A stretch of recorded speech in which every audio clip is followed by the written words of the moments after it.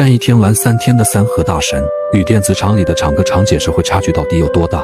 眼前这个月薪不到3000的厂哥正在镜子前仔细打理着发型，桌上的4单康发油是他挺起腰杆的秘密武器。有了4单康的加持，哥几个来到女生宿舍楼下，仅用3言2语就将中午在食堂吃饭时碰到的2个厂妹约了出来。可以了，找到妹子啊，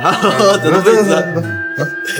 虽说与美女并不相熟，但长夜漫漫最不缺的就是时间。尤其几杯酒水下肚后，久经沙场的厂哥彻底放飞，从过家大事到人生规划，从择偶标准再到处理婆媳关系，厂哥竭尽所能地表现着独有的人格魅力。可即便他将大饼画得再圆，同在一家工厂打工的厂妹又岂会不知厂哥的裤兜子比脸还干净？虽然请客吃饭的钱没少花，但厂哥最终也没能俘获厂妹的芳心。而这种赔了夫人又折兵的事，是绝对不会发生在三和大神身上的。本着干一天玩3天能挺1天是1天的人生准则，刚从饭店端了1天盘子赚了74块钱高额日薪的谭哥，就一头扎进了网吧，潇洒地扔给了网管15块钱包宿费后，又吃2块钱巨资，全款买下1瓶容量1升的大水。这就是他今晚的全部口粮。为期1天的打工，早就让他的打到饥渴难耐，累了就躺在网吧的沙发上呼呼大睡，醒了就继续在游戏里大杀四方。什么时候没钱了，就再去找份日结工赚上几十块钱，然后继续上网。就这样周而复始。他们从不会对谈恋爱这种抱有任何不切实际的幻想，甚至对限制人身自由的电子厂流水线更是不屑一顾，因为在他们看来，反正都是赚不到钱，还不如怎么舒服怎么来。然而事实真的如此吗？大家有没有去推过油啊？没有。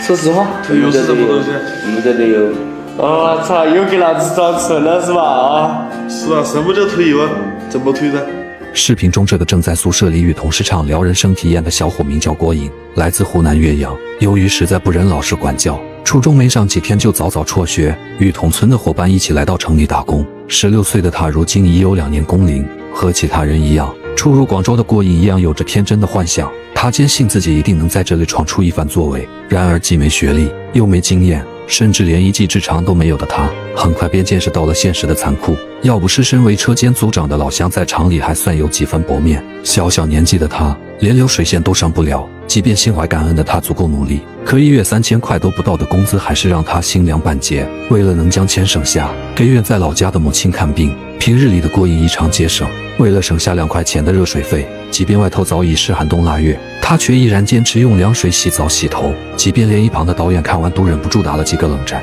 他却一脸淡定地表示自己早已习惯。由于年关将至，工厂订单骤然下降，即便赚钱的他们收入也大受影响，甚至一连几天都没有活干。考虑到干耗在这里每天又是一笔不小的开销，于是精打细算的郭颖打算早点回家。由于距春节还有近20天，火车票也相对充裕，但他还是不顾10几个小时的车程，毅然选择了站票。倒不是他没苦硬吃，而是忙忙活活一整年，除去日常开销，确实也没剩多少钱。不过为了不空手而归，打肿脸充胖子的他还是决定买点年货带给家人。虽然只是街边的一家小商店，可面对几10块钱一盒的腐乳品，还是让他望而生畏。于是他只能求助老板向他推荐一些便宜且更适合老年人吃的东西。犹豫良久，也只不过买了一盒15块钱的酥脆饼。平时的他从不舍得吃零食，也很少和同事出来闲逛，因为他知道大城市里仿佛连空气都是要花钱的。刚到广州的时候，因为没有一条像样的裤子，于是在一位花钱大手大脚的同事陪同下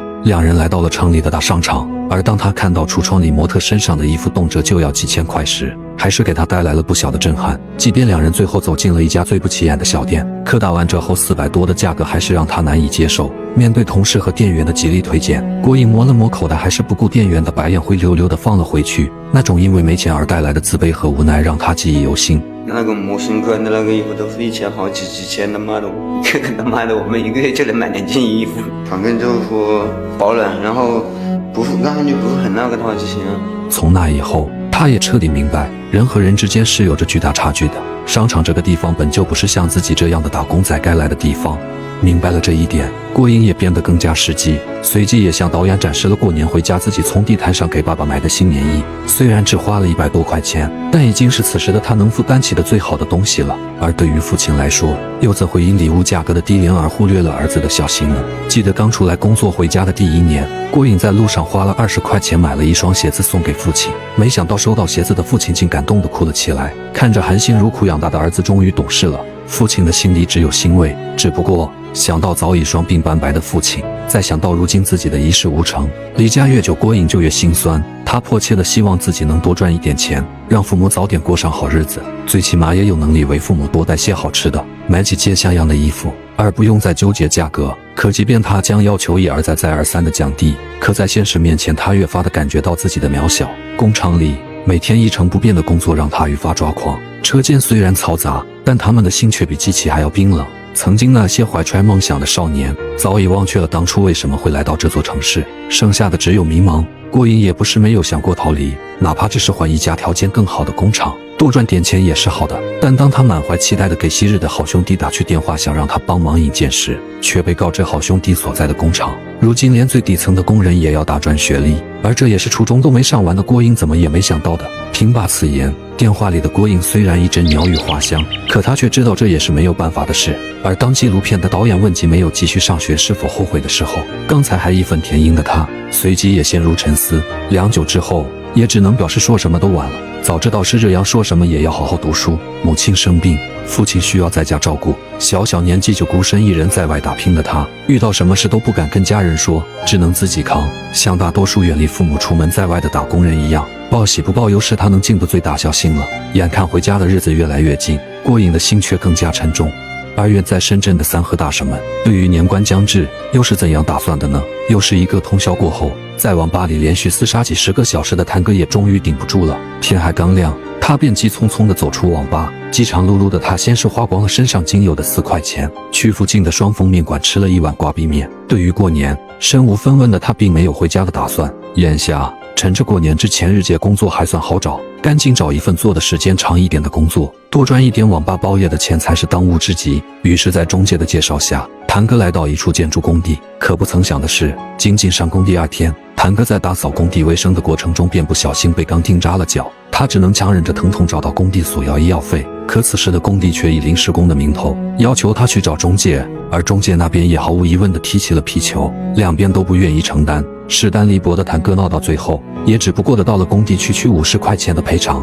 而这些钱连处理伤口的费用都不够。重要的是，由于脚上有伤，行动不便，而这也预示着接下来的几天里，谭哥想再找一份其他工作的计划也化为泡影。不出意外的话，身无分文的他接下来的几天可能真的要露宿街头了。而更加不幸的是，自此以后，纪录片的导演也意外地和他断了联系，任凭导演再怎么极力找寻，却始终不见他的身影。纪录片外，有人说他因为前一阵伤口发炎，没过多久便英年早逝。而相比于这样令人痛心的结局，人们则更愿意相信走投无路的他已经想尽办法回到了老家，哪怕只是在家养几种地呢。时间转眼来到了郭颖回家前的头一天晚上，压抑了1年的郭颖也打算在临走前释放一下自己，于是兴致勃勃地喊室友一起打牌，却不曾想一口气输了400多，好不容易从买车票省下来的钱，一口气又全搭了进去。这波操作下来，也把本就文采不好的小编也给干懵了，不知道该说啥好了。正所谓整整1年辛苦度，冷水洗澡都不发怵，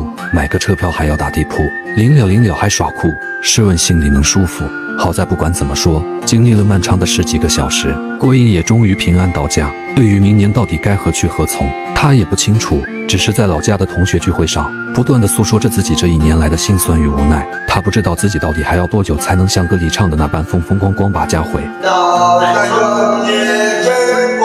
是不论是干1天玩3天的三和大神，还是在电子厂里逐渐磨灭了英雄梦的唱歌郭颖，又或许是那些因为各种原因早早辍学打工，生活在社会底层的打工人，或许我们并不能批判当年的对错，因为这都是他们的个人选择，而每一个人的人生都值得被尊重。但作为屏幕前的我们，能做的就是从他们身上看清我们自己目前的处境，哪怕只是让一个不想学习的人重新回归学习，哪怕只是让一个游走在社会边缘的人重新获得力量。而这就是这个视频的意义所在，路都是自己走出来的，一切也都不算太晚，加油，陌生人。